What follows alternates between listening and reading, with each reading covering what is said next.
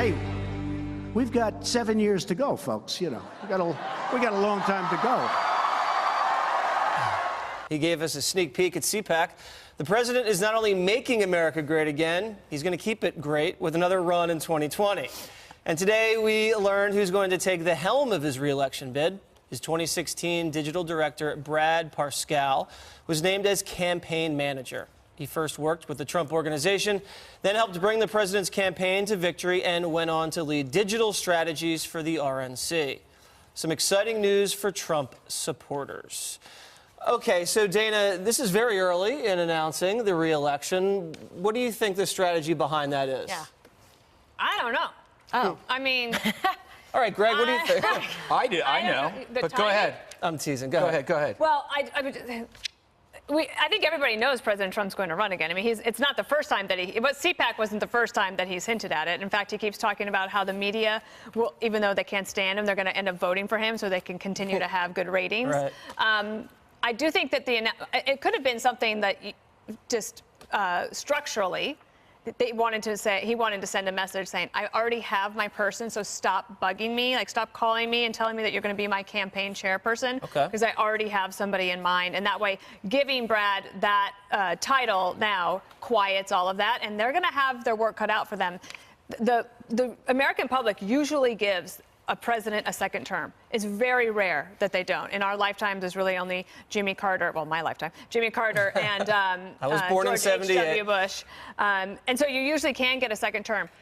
It is the path to the Electoral College is what's so important. The popular vote is going to be difficult for the president to get. Right. He didn't get it last time, but he was able to get the Electoral College. The Democrats are super invigorated, but they also are going to have probably 20 candidates, maybe more, that are going to basically water all of that down. And what's different this time is that President Trump will have a record to run on. So it's not just, I might do this, I might do that. It's that I have done these things, and if you are a Republican, a conservative, you should be happy with these things. And that's going to be tough to defend. It's better to be on the attack constantly. So, also, can I add one other thing? Sure. The other thing that this does is it allows President Trump to continue to define himself before other people define him for 2020, and he can spend his time defining those other people in the ways that he does. By calling them nicknames. I don't love nicknames. it, but he does it. Yes, exactly. Greg, you're just happy he made the announcement because you wanted some fresh news at the top of the show.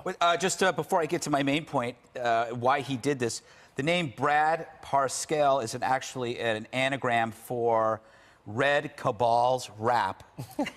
So he's definitely a Russian spy. Okay. He's a Red running a cabal to wrap up another election. Okay. All right. Glad you got to the bottom of that. Exactly. I get to the bottom of a lot of things, Kimberly. And here's why this matters.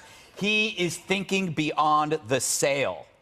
People are thinking about all this collusion stuff, you know, they're thinking about this. He's saying, nope. We're talking about the election. He's thinking beyond the sale. It's like, you know, when a real estate agent takes you to a house that's a little bit out of your range, and you walk into one room and then he goes, oh, couldn't you? This is definitely your home office. So they're thinking beyond the sale. They want you to be in the house psychologically. This is a perfect bonus room for your pool table. Of course, bonus rooms are terrible because that means relatives stay. So never get a bonus room. You just get a bonus relative. It's essentially trying to look behind whatever present conflict there is. If you're in a fight with your spouse, you start talking about the trip you're going to go on for your anniversary. So you're thinking always beyond the sale. Right. And that's what a salesman does to move beyond. And the thing is, it works. Because now people are going to be talking about this. They're interested in this guy. They're interested in the strategy, the fact that he's going to be implementing a social network strategy again, which is very controversial, but very winning and is really important. So he's changing the game. This is what salesmen do. And as Dana mentioned, Kimberly, he has a very large field in front of him. There's going to be a lot of names out there. I mean, how do you think that is going to impact the re-election? I think it's probably a little easier when you're running against such a crowded field. Yeah, I think this was a very smart move. It doesn't surprise me that he did this. I'd heard that they were going to make some kind of, announcement, get some word out there, because also the midterm elections are coming up. This really shores up the base and saying, okay, let's get fired up. This is a president who, despite what people were trying to say, wants to run for re-election. He's not not, tired of it and being president frustrated. He actually wants to keep doing things and having accomplishments, including winning another term. So this way he can go out and have his surrogates as well, campaign essentially, fundraise, go out and support the people they need to win re-election in the midterms and really kind of shore up the base. Also, it kind of takes some distraction away from all these other investigations because, like Greg says, he's saying, okay, we're going to get through this because bottom line is I'm running and I'm going to win again. And Juan Williams had a very provocative piece that was all over the internet the other day. You think 3 prominent black female Democrats can take out President Trump in 2020?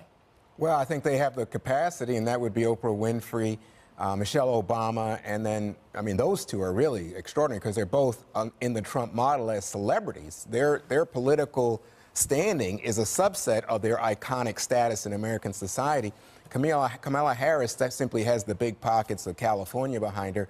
But in all 3 cases, what's interesting to me is that you have women as kind of President Trump's kryptonite. And so women, overwhelmingly, black women, Latino women, and I think it's 43% of white women voted against Trump. So you get a strong, iconic female figure, and boy, I think that's why Trump went after her on... You left out Maxine Waters. Why did you do that? I don't think she's an icon. Are you ageist? Is that what it is? Why not Maxine Waters? One, if you're going to do a trend, Well, look, if you're in love with Maxine, I'll talk to her for you. But here's the thing. I think that President Trump is more interested in running a permanent campaign, and that's what he's doing. I think President Obama was accused of doing the exact same thing. Let me just say, there's no comparison. President Obama didn't announce that he was running until it was like 2 years before the next campaign.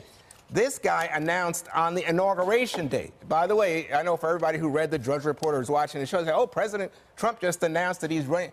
On inauguration day, he filed papers announcing that he was going to run it was clear, again. Too, Obama was running for re-election as well. There's no comparison in terms of the time period. But the second thing to say is that when you look at Trump, he has raised $43 million in the last 2 years. That's 4 times more than Obama raised in his first 2 years. So you understand this is a permanent campaign. He gets a kick out of running. He loves the rallies. Remember, after the November 16 election, he was holding rallies. He had his first campaign rally for 2020 a month after he was inaugurated. So you're telling me that President Obama wasn't in love with campaigning? He was an amazing campaigner and a terrible leader. I don't think he was a terrible leader, and obviously he got reelected. One of the big knocks on President Obama was that he couldn't manage the government very well. And when he wasn't on the ballot, his party suffered. He was a great orator, and he loved giving these speeches. I don't think there's any question the same about type President of comparison, Trump. except for the timing of the announcement. If I was to draw a bottom line on what he did today,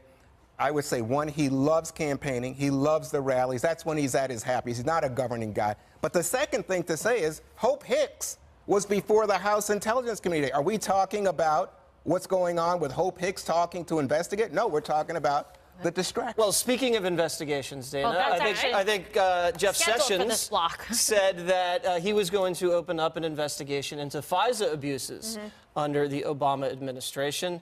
I think it's just basically investigation warfare going on at this point. Is this going to do anything?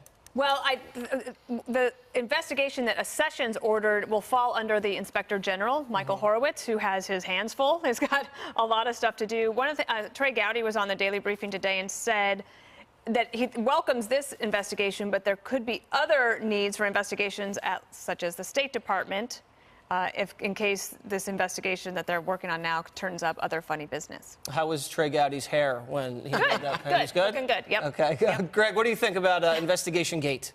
I believe there's an investigation gate, and that bothers me. Now, I was just thinking about announcing that I'm going to be running for re-election before I actually run for my first election. Why? I don't know, just for the heck of it. I want my library to be in San Mateo, California, across the street from Sarah High School. Okay. Yeah. Okay. What, That's do you all. have to knock down anything to make? Yes, you got to knock down a lot of stuff. Will From there my be- library. What would be Will your there be free platform? ribs? There'll be free There'll be free ribs and no books.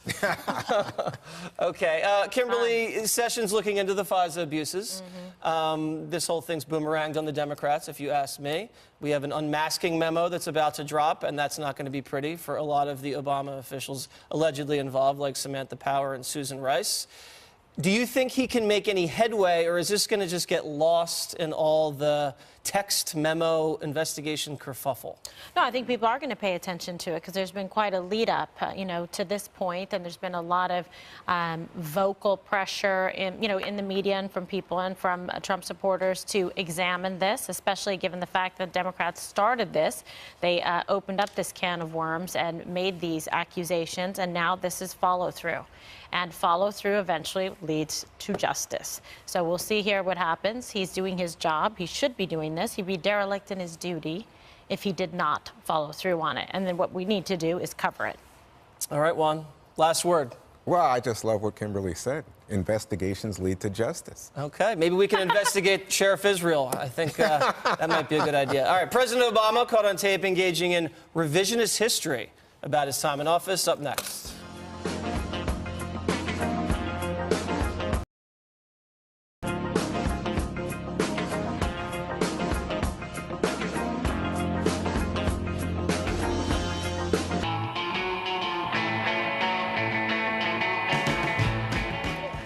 Let's admit it, America.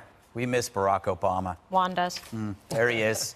In a recent speech, he said he had no real scandals in his White House, a jab at Trump. We didn't have a scandal that embarrassed us. I know that seems like a low bar. Generally speaking, you didn't hear about a lot of drama inside our White House. No drama. So to quote the TSA officer whose dog just sniffed my carry-on, let's unpack this. So why didn't you hear much about O's White House? Well, who was brave enough to look? There was never a cozier relationship between a president and the media, ever. If the White House were a bed, the press was the mutt dozing at the foot of it. Thank God Obama didn't eat it. Classic. So the media voluntarily took an 8-year sleeping pill with his liver snap, only to wake up when Obama's policies led to the rejection of his party and the election of Trump. They're no longer Obama-tos. They sprung to action. And it wasn't like there were no scandals under Obama. DOJ, IRS, Benghazi. The media's bar was so high in terms of interest, however, they didn't exist. So now you have a woke press chasing down any incident where Trump has a burger whose center is in hot pink. Now, the funny part is Obama's speech was at a conference where participants were ejected if they shared any part of it. So, you want to know why you never heard about Obama? There's your answer. Compliance. Compare that to Trump's White House, the most transparent entity since the invention of Scotch tape. And still the press scrambles after him as if they're making up for lost time. It's like watching a fat man climb a mountain after a lifetime of couch surfing and pizza. No wonder they want a Democrat in 2020. They could use the rest. Isn't it true, Dana, that Obama's lack of scandals were not about scandals, but a compliant press that allowed him to operate in total secrecy? Well, having been a Republican press secretary, I would say, yes, Republican communicators always have to work harder. Yes, that is true. But I also think one of the things Obama said is there were no scandals that embarrassed us. If you're not capable of embarrassment, then that would be true. Ooh, the other thing is that it is true that there is less drama. Yes. Okay, I mean, there was less drama in the Obama administration. If you're looking at sort of personnel announcements and the backbiting in the first 8 months of the Trump administration, but drama isn't necessarily a scandal.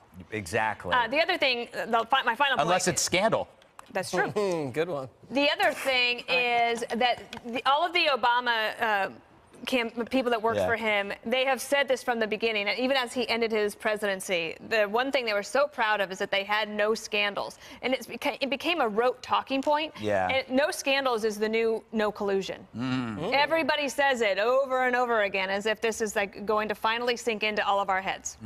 You know, Jesse, I remember especially MSNBC, if you did criticize President Obama, you were racist. Yeah. So that was a really good immune bubble to keep any criticism or anybody from actually looking into anything going on. It's very effective. I think you glossed over a pretty big Obama scandal, Greg. What? The birth certificate.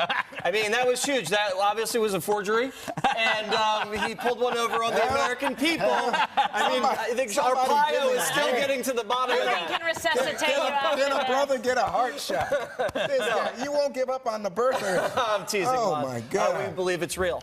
I believe him. I believe him. If he says he won, I'm teasing. Oh, gosh. I think you're right, There though. we It's go. all about the press. Because this is what the press said about Benghazi. It was a Republican conspiracy. They didn't protect one of their own ambassadors on the anniversary of 9/11 after warning signs, then lied about it. And that's a Republican conspiracy. They said the IRS scandal was bipartisan. Even though 95% of the groups that were targeted were conservative. They said the Iran deal was great diplomacy when we shipped them a bunch of cash that wound up in Hezbollah's hands.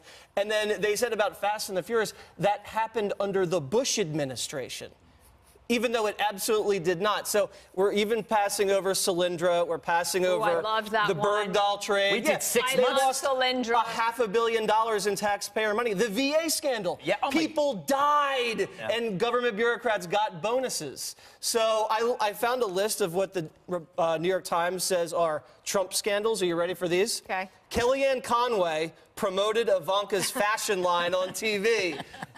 Government officials stayed in Trump hotels. If that's the bar, I mean, come on, anything's a scandal. Yo, that's a good point. I forgot about the VA and Solyndra. We did like months I on love Solyndra. Validity. We had a whole graphic and music. Where is that? We should Solyndra bring was like it a back. soap opera. We should do Solyndra flashback. Yeah, you know, Juan, what I learned from President Obama, my life would be easier if I was a liberal, because no one questions your competence, right? Is that right? Yes, Is that I right? should be a liberal. You should be. My life would be Yeah. easier. Well, you'd have a hard time here at Fox. You are on every show. Because I think You are on I think every that, show. I think that Fox was absolutely vigorous in pursuing every Benghazi IRS Fair and scandal balanced, we had involving- to. Oh, fine. That's legit. But I'm just saying, you say, oh, that's a scandal. Let me tell you, there's a covering difference big stories, between too. nitpicking, pimples, Ew. and stumbling, and a huge rock falling on your head and crushing you. Yeah. And that rock is 19 people indicted, including 13 Russians, right? That's 5 people who don't pled work- guilty. they don't work for Trump. Oh, no, they Oh, weren't in by the the Trump way, and campaign. they're not even They living weren't in the here. Trump campaign. Guys, they're I not think even they living were. here. Did any Trump You guys- official plead the see. fifth one or I see. destroy evidence? What about, I haven't heard anybody how about yet. a national security advisor who says he's lied? How about Trump in the Oval Office talking to Russians about national secrets? Oh, gosh. What about Reverend Wright? I tell you what, that's where you go. How about Chickens this? come home to You roost. talk about what's going on. You know, I still don't know what happened in Niger. You talk about Benghazi. In Niger, we got 4 people dead, no report yet, nothing. I'm thinking to myself, you're dealing with Lesbians with that are- somehow, you know, how about Rob Porter and beating up wives? Oh, yeah, you can stay. No, oh, boy, imagine if that was imagine if Obama was had his personal lawyer paying off porn stars. Oh, my God. That would be impressive. Kimberly, last word to you. Michelle wouldn't let That him would be out. interesting, actually, for a lot of reasons. Pardon? Yes, last word to you, Okay, so my friend. I think that it's important that you have to cover all of it. We're covering the Mueller investigation. We're covering FISA warrants, how they were obtained, the propriety of it, the ethics behind it, the facts and substance behind it. So when you see what we did here, we covered everything in a healthy way. Yeah. Whether it was Solyndra, whether it was Benghazi, whether it was Fast and Furious, whether it was Lois Lerner and the taxes and all of the above. There was a plethora of things that needed to be discussed, and so I wouldn't take back any of it. I would, in fact, do it the way we did it. Damn straight. All right, President Trump's signature campaign promise is one step closer to reality. That's next.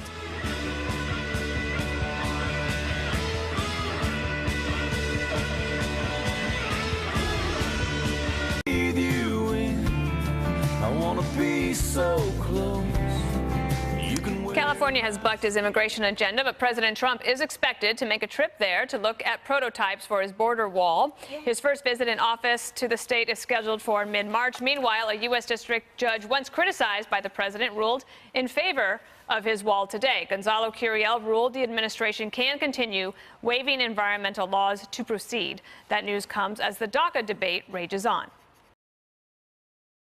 that the president's main goal was to build a wall from sea to shining sea, a 19th century answer to a 21st century problem. Right. It turns out his goal is the deportation of dreamers. So immigration's still big, and Jesse, Mark Meadows, the congressman from North Carolina, has told Speaker Paul Ryan that they must vote on the Goodlatte bill, or else his speakership could be in danger. So there's lots of movement on immigration. There is, but the judge's ruling on DACA definitely takes a little leverage away from the president when he negotiates the wall. But the wall will be built. It'll be beautiful, and Mexico, Juan, will still pay for it. Just so everybody knows, there's about a 2,000-mile border with Mexico and the United States. Because of the Rio Grande and the mountains and all that stuff and the virtual fence, you only really need about 800 miles of border wall. There's already 500 miles constructed. They want to improve upon that and add an additional 300. Now, the Tucson sector chief says when they put the fence up, illegal crossings dropped to 95%. But what that does is it pushes it down to another sector. So it pushed it to the Yuma sector, where you're seeing a lot of illegal crossings. The prototypes look good, though. They're about 24 to 30 feet high. You're going to be able to see through them, and they're impenetrable. You had U.S. Special Forces try to scale them, blow torch through them. They couldn't do it. It became so dangerous, the testing, that they had to stop doing it.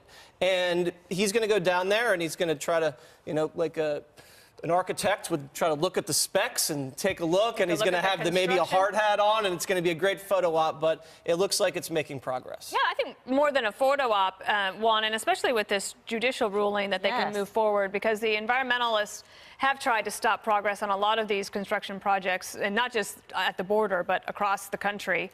But Curiel saying it's a go. No, Curiel said there's no basis for the courts to stop it. Right. I think the politics is a whole different box of wax. And by the way, I think the Mexican president had just had a very difficult conversation with President Trump about paying for the wall. It was so difficult. Again, for the second time, he's canceled the trip to visit the White House. Could be a language issue. Oh, it's a language issue. There's still ways to pay for it. It could be. I think you know that's what? right. You know what strikes me is you had like 200 Catholic nuns, priests in Russell protesting, singing, standing up for the Dreamers. People saying this is just not acceptable. You saw out there just a moment ago. Dick Durbin, the #2 Democrat in the Senate, saying what appears now is that the president is just trying to stop the Dreamers, because it's not only the Dreamers, he's trying to cut legal immigration. But that would be the result of merit-based immigration. But Kimberly, do you think that even though this deadline now is not really looming about the Dreamers, do you think the president, which we haven't heard from him yet, is he going to try to continue to try to push Congress to do something this year? Or wait for the courts to play it out? Look, I think he's got to continue to try to push Congress. The courts are going to do what they're going to do. Today, this was a victory for the president coming from Judge Curiel. And it certainly is. The courts aren't going to stop it. California had been quite vocal in trying to stop the president on environmental grounds from getting the wall up. But this is really symbolic, I think, of President Trump's, not only just his campaign, but his presidency, that he made this promise. It's actually like a physical, tangible thing that people can go and look at to say, okay, he made this promise.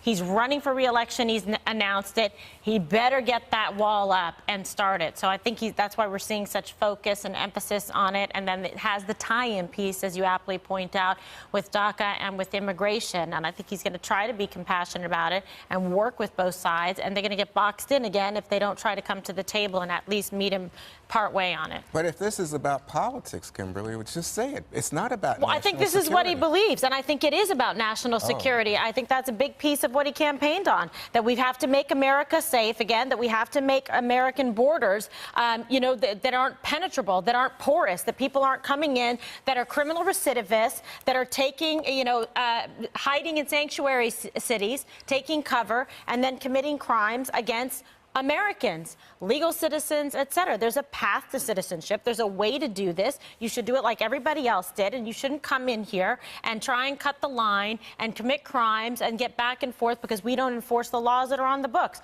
Put up the wall and tighten it up. No, when Greg, maybe I was going to get Greg in here before we have to go. Maybe California secretly wants the wall. They'll have to say they don't want it, but inside they're thinking this might not be a bad idea. All it is really is a vertical highway. I mean, it's just a highway that you just push up. If we had sold it as a highway, that would have been a better idea. Not a wall. That was my original. Highway to nowhere? Yeah, but the thing is, If Trump plays this right, he is proving that the Democrats don't see people at all. They just see power. Because what he's actually doing is something very compassionate.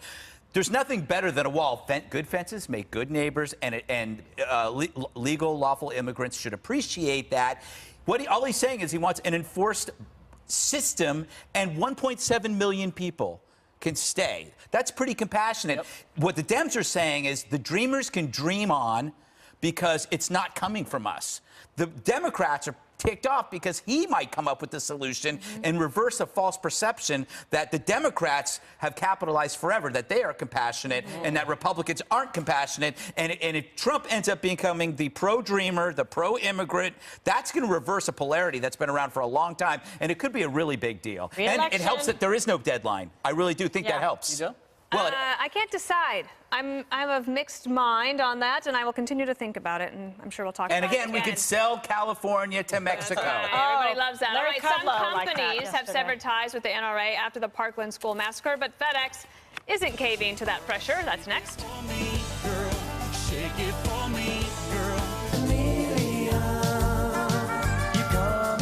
More than a dozen companies like Delta, United, and Hertz have cut partnerships with the NRA after the Florida school massacre. But FedEx won't be joining them. The company says it's, quote, a common carrier under federal law and therefore does not and will not deny service or discriminate against any legal entity, regardless of their policy positions or political views, end quote. FedEx says its position on gun policy differs from the Rifle Association. It opposes assault rifles in the hands of civilians, but it's not taking away discounted rates like other big organizations who are responding positively to boycott calls. Kimberly, what do you think? Well, I think it's interesting because now we're seeing a continuation of this story, right? And yesterday we talked about Delta, and then we talked about municipalities, state and local federal governments. What is their proper role in getting back involved, right? Because then we had Georgia getting upset because of the boycott against the NRA, so saying now we're going to take away your tax subsidies and your credits. We're getting into a little bit of a back and forth. It's getting a little tricky. Where does this stop? Where does it end? So that's... And then there's going to be public pressure on any different company now to say, well, look, FedEx did this. Look, this is what Delta did, and on and on. So where does it stop? I'm not really 100% sure about the role that companies should be having in a situation like this, public companies. But Jesse, I remember when a lot of Trump people did not like Shakespeare in the Park last summer. Remember the Julius Caesar presentation? You had companies like Bank of America, Delta, I think, they all said, you know what, we're pulling back a little bit. We're not necessarily associated with this, even though they were funding Shakespeare in the Park. Yeah, some companies can't take the heat. Obviously, this company can. The CEO, Fred Smith's a great American. He served in Vietnam. He was Marine, Bronze Star, Silver Star, Purple Heart. He was actual roommates with George W. Bush at Yale. And the NRA, let's remember, didn't kill anybody. They didn't break any laws.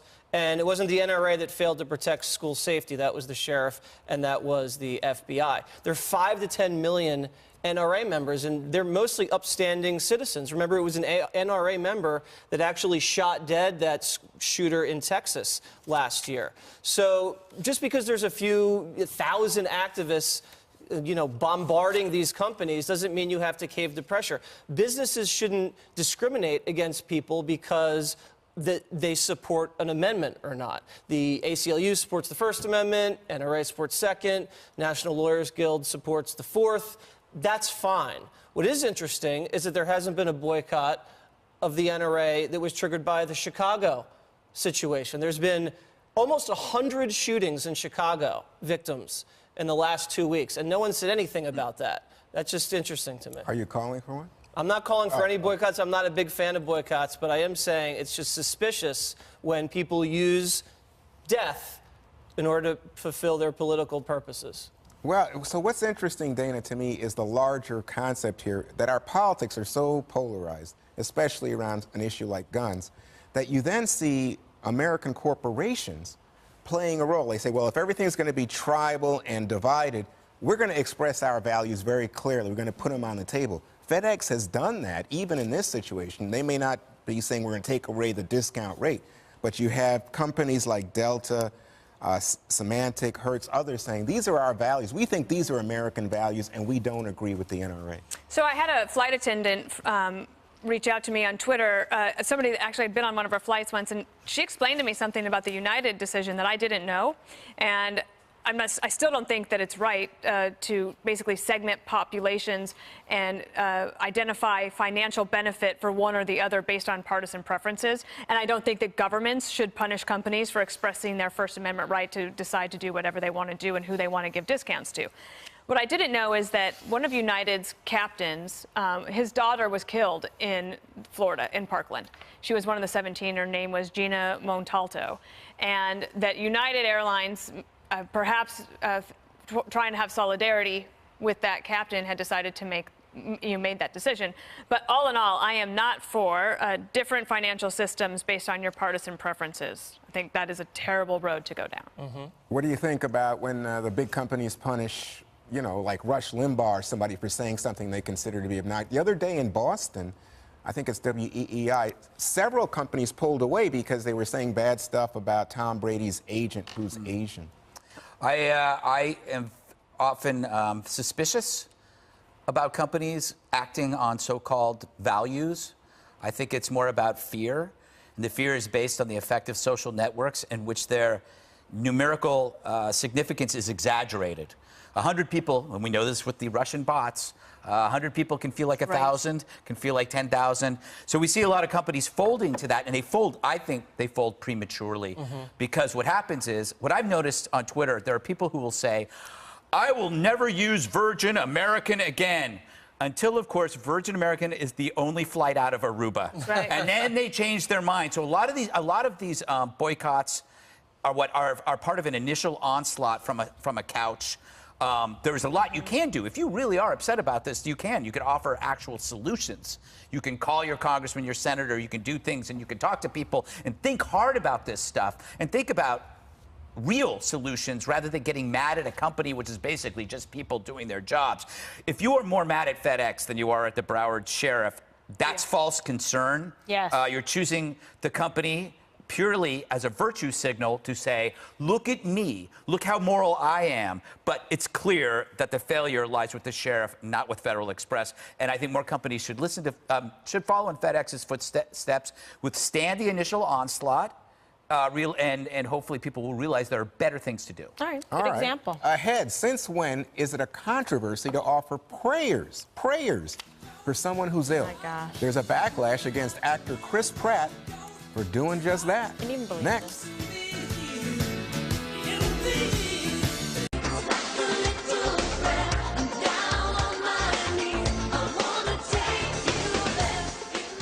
Some people don't believe in the power of prayer. I'm not one of them. Neither is actor Chris Pratt, who asked his Twitter followers to join him in prayer for Clerks director Kevin Smith, who suffered a massive heart attack on Sunday. That nice gesture was attacked by online trolls, and here were some of the vile responses. Science and a team of caring, hard-working physicians and nurses saved Kevin Smith. The great sky fairy doesn't exist. Another one. Praying clearly does not work, then goes on to say he's been brainwashed to believe in God. And another. Yep, thoughts and prayers to mass murder victims, too. So what do you make of this, Greg, that people respond in this way, and he's being attacked by trolls just for simply offering thoughts and prayers to his friend? Well, two things. One, I think we've established that Twitter is a dumbass X-ray. It's like it exposes all the dumbasses, and it does it fairly quickly. As you know, I am not religious, but I'm also not some blue check chucklehead that needs to do this. The second part. It's also really unoriginal what this has done, because this is a Neil deGrasse Tyson move. Whenever anybody says hopes and prayers, he has to go out there and let them know, oh, hope and prayers, that stuff doesn't work. That stuff doesn't work. So anybody who does this is simply copying the original self-absorbed, attention-seeking fool. Okay, Dana? Well, you saw this. This isn't the first time. Yeah. Over and over again you see this. And the point about thoughts and prayers for mass shooting victims is actually more of also a policy statement of that why don't you then do something about it, or maybe it's a political statement. The other, I think one of the best ways that you can tell people that you care about them is to pick up the phone and call them. I'm finding this online stuff just so dissatisfying in terms of actually expressing sentiment, and it's time to get back to human connections. I totally agree. All right, Jesse. Steve Scalise was on our air a couple nights ago and said when he was struggling and clinging to life, he could hear and he kind of thought and felt the thoughts and prayers of the people in the country that were praying for him when he was in the hospital and he was getting all those surgeries. And that gave him the drive and the inspiration to keep fighting. Wonderful. And he fought through some really devastating bullet wounds that, you know, would make a lot of people just collapse. And so many multiple surgeries. Multiple surgeries, and it inspired him, and I was very impressed by that. So you can be agnostic or atheist, but let's just not discount the people that aren't. And, you know, why attack it? Okay. All right. Interesting perspective. Juan? Well, I think that really what this is about is, as Dana described it, when you had the mass shootings and you had people, especially people on the right, the NRA crowd, saying thoughts and prayers, but then not taking action, then people say, oh, so this is just like an evasive device that you can say, oh, I have thoughts and prayers, and then not do anything. But in fact, I think thoughts and prayers are, to me, essential. I think that we should pray. I don't have any problems with that kind of energy or that kind of exchange, communication, and love between people. I think it's all positive. I got to tell you, I think Dana will be amused. I got in trouble once at NPR because I said, you know, at my church, we pray for President Bush every Sunday. They said, why did you say that in that interview? Why are you bringing religion into this? And I was like, well, no, that's true. At my church, we pray for President Trump every Sunday. I don't think there's anything wrong with prayers. You can disagree with someone. I pray for you at my church. Well, yeah, it's no church. It's a very strange church. It's a very strange church. Yes. Is it the church? A lot of sacrifices. I'm trying to declare my apartment as a church. Tax purposes. Yes. Right, but I mean, you know, you're agnostic, but you don't have a problem with anybody praying or having religion in their life. Of course not. No. That is their faith, and people shouldn't be attacked for it. I mean, it's just very small-minded. I pray for them. One More Thing is up next.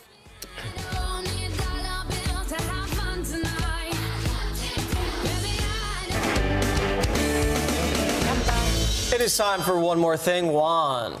So imagine watching movies with a movie star who became president. Wow. That means you're watching movies at Camp David with President Reagan. That's what Mark Weinberg did. When I was covering the Reagan White House, Mark was Reagan's speechwriter, deputy press secretary. He spent 8 years with the Gipper, and now he's written a memoir called Movie Nights with the Reagans. A couple things you'll learn from the book. One, Ferris Bueller's Day Off was one of Reagan's favorites.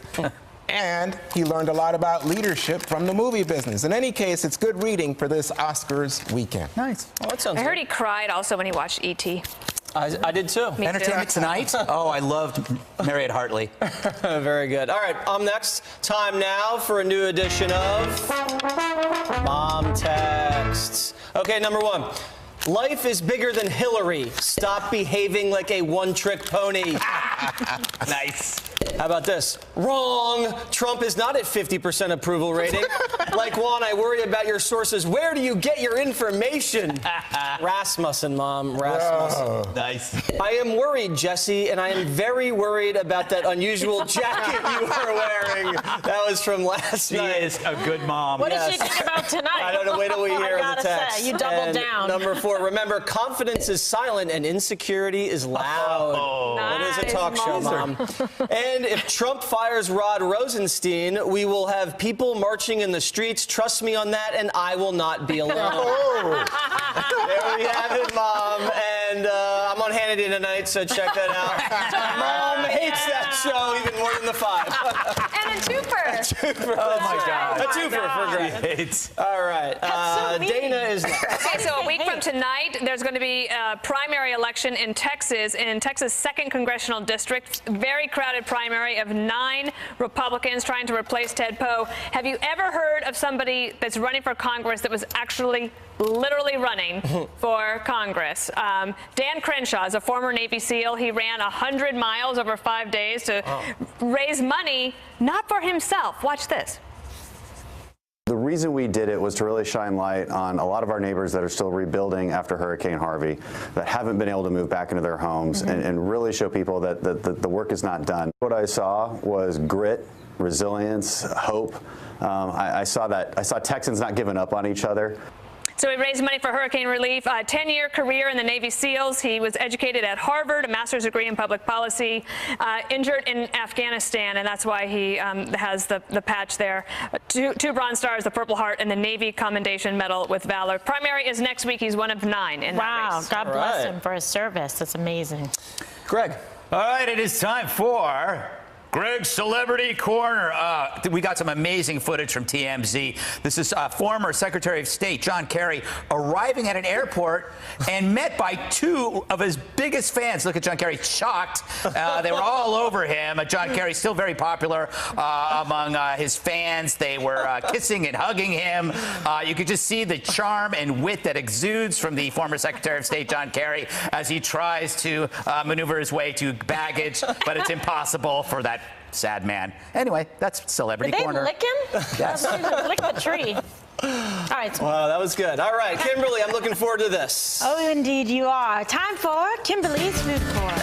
Dun, dun, dun, dun, dun, la, la, la, la. This is a good one, huh? Yeah. So this is interesting. We all have our little snack drawers. Do you? Do you keep some little snacks? I wear Certain snack place? drawers. That was weird.